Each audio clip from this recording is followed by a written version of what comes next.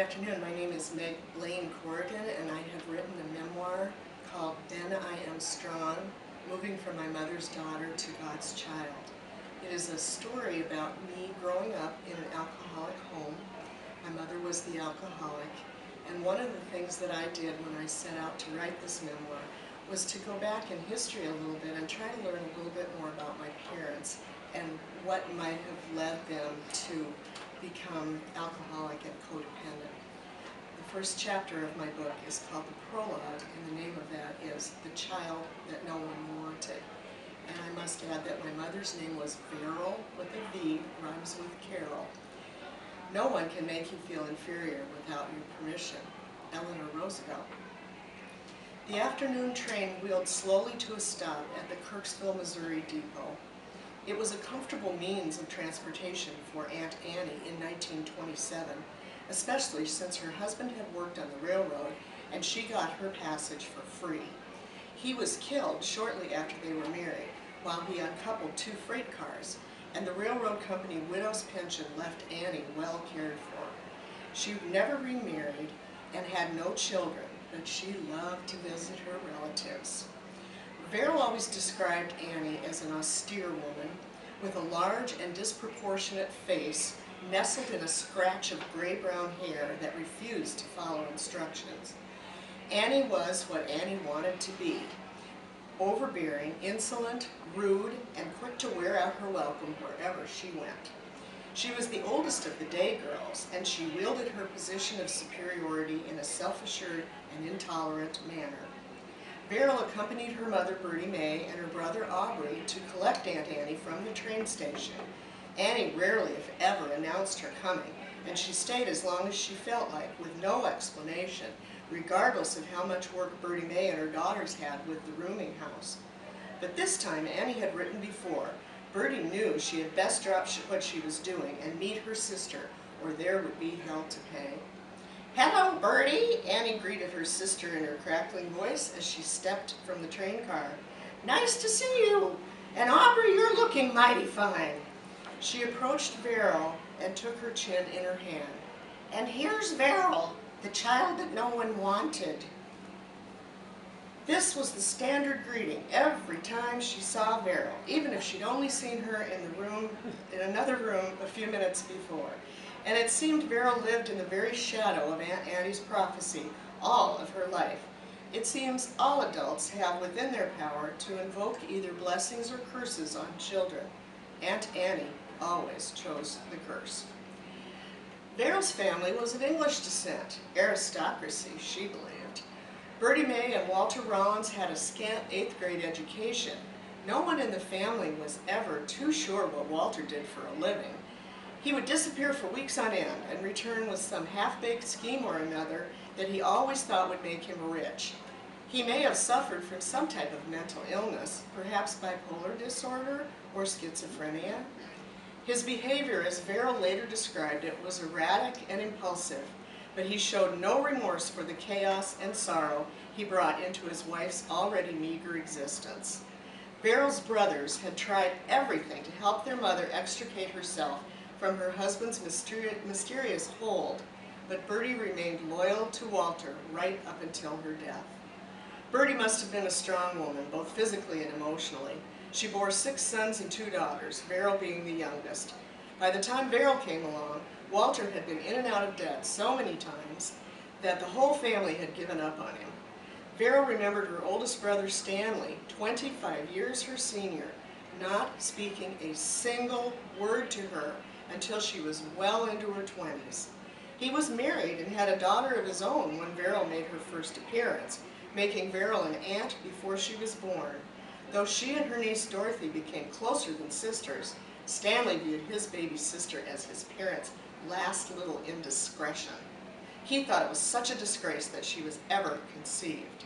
He said his father had no right coming back home and impregnating his mother after so many years of strife. He visibly displayed disgust whenever Beryl was in his presence, treatment which most likely did untold damage to her emotional development. Stanley also chose curses over blessings where Beryl was concerned. The sins of the father were to be visited on Beryl's head. though she obviously was not to blame for her own conception and birth. She heard it said over and over during her childhood, "Poor Vera, the child that no one wanted." But her mother wanted her and loved her and believed in her, and so did her older sister, Ruth.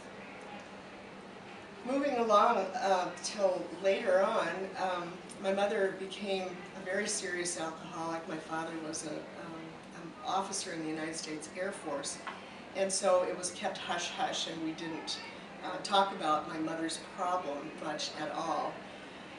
There was a time when my sister and I would kind of joke about the things that happened in our household as being like a military battle. My parents would have arguments, and I've written a little short thing in military language, so for those of you that are not familiar with the military, listen carefully. My sister and I made this up as we went along thinking about how our parents' fights appeared. "We are reporting from the war-torn region known as the living room, where the fighting was intensified in the last few hours. The political issue at hand appears to be a deep-seated and long-running disagreement over a Smirnoff bottle that is divided at the vodka parallel into two regions known as above and below.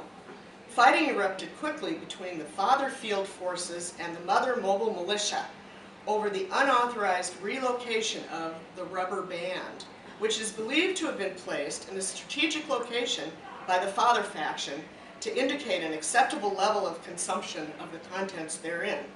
Sources here say that the father was on a routine reconnaissance mission undertaken to obtain, by visual observation or other detection methods, information about the activities of the mother, to secure data concerning the geographic characteristics of said rubber band upon the surface of the Smirnoff vodka bottle. Visual observation led the father to the realization that the rubber band had presumably been moved by the mother, casting doubt as to whether or not the mother had consumed more than the amount of Smirnoff vodka agreed upon, thereby violating the terms of the last of several sober treaties. The father, clearly the more rational and conservative of the two factions, is demanding reforms. The question then becomes, was this simply human error, or is it truly the unauthorized action of a subordinate? The mother, on the other hand, is quite oblivious, quite obviously attempting to launch an organized movement aimed at the overthrow of the household through the use of subversion and possibly armed conflict. How are we doing on time? You have about 2 minutes. Okay. Later on in my life, I was able to get out of my parents' household and be on my own. Had an education, was working, and thought I was pretty smart. And then we had another turn of events. This chapter is called The Secret Place of Thunder. "You called in trouble and I delivered you. I answered you in the secret place of thunder." Psalm 81:7. After graduate school, I took a job on the west edge of Colorado Springs. The salary was lower than I wanted, but it was good to be back in what I now claim to be my hometown at the foot of Pikes Peak. I rented a small apartment and bought a little dachshund puppy and named her Brandy. She went everywhere with me. I drove up Cheyenne Canyon in my little Volkswagen to search for scenery to sketch. I had always had an interest in art, and although I was my own worst critic, I had begun sketching scenery in old buildings and then completing the projects in watercolor when I got back home. About halfway up the mountain, I pulled into one of the numerous parking areas. It was a gorgeous day in late June, still a bit chilly at the higher elevations, but that didn't bother me. I had worn a heavy sweatshirt and I was ready for a great afternoon of art and relaxation. I gave Brandy a drink of water, and together we started up the mountain looking for a suitable scene to sketch. She startled me, but I recall thinking he was just joking around. He had a green bandana tied across his mouth and nose.